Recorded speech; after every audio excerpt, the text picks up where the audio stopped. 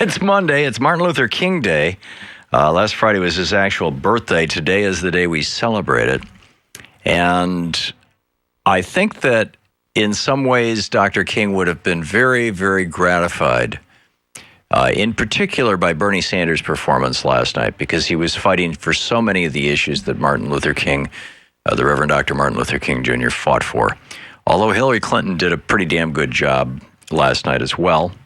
And Martin O'Malley, he popped up a few times. He said some things that I thought were, needed to be said, shall we say.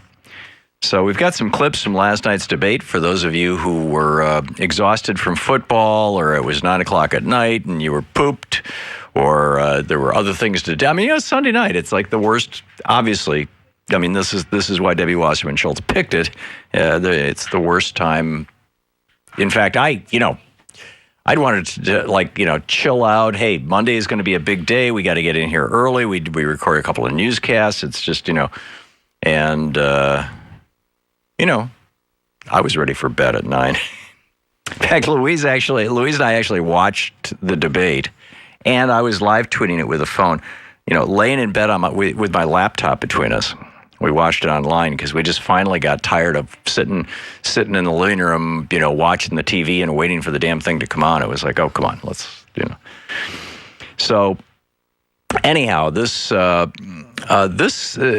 clip about the African American community, clip number 1. Bernie. Afterwards, I went to CNN.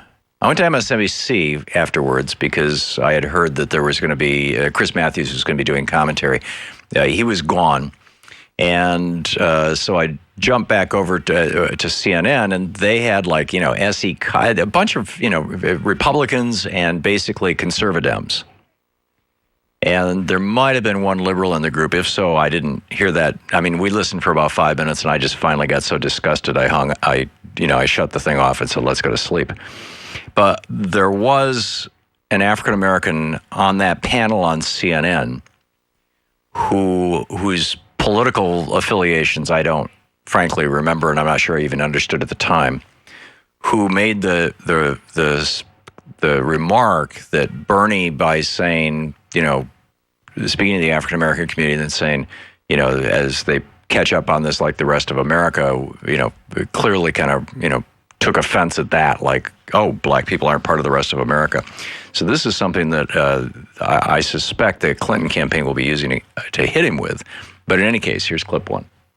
When the African American community becomes familiar with my congressional record and with our agenda and with our views on the economy and criminal justice, just as the general population has become more supportive, so will the African American community, so will the Latino community. We have the momentum. We're on a path toward victory.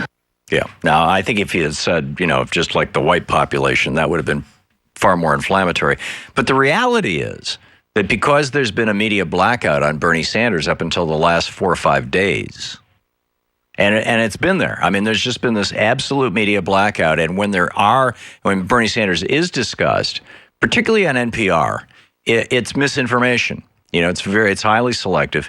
And so many, and not just African Americans, but poor whites in Appalachia, working class whites across the country, Latinos, Asians, Native Americans. I mean, it's people just haven't had an opportunity to learn anything about Bernie because he's never mentioned on network television, and when he is, it's always by a conservative, which are pretty much the only kind of Democrats that the television networks will allow on.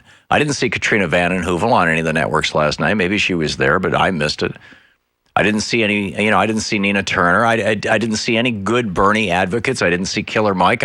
Where were these people? Instead, we're getting S.E. Cupp. Really? I don't recall, Fox after the Fox News debates having a genuine progressive on to rebut all the Republican talking points. But S.E. Cupp was there making fun of the Democrats on CNN. It's just, of course, Wolf himself is, well, anyway. Enough of that. Here's clip number 2. This is Bernie's thoughts on police reform. Whenever anybody in this country is killed while in police custody, this should automatically trigger a U.S. Attorney General's investigation. If a police officer breaks the law, like any public official, that officer must be held accountable. We have got to demilitarize our police departments so they don't look like occupying armies. We got to move toward community policing.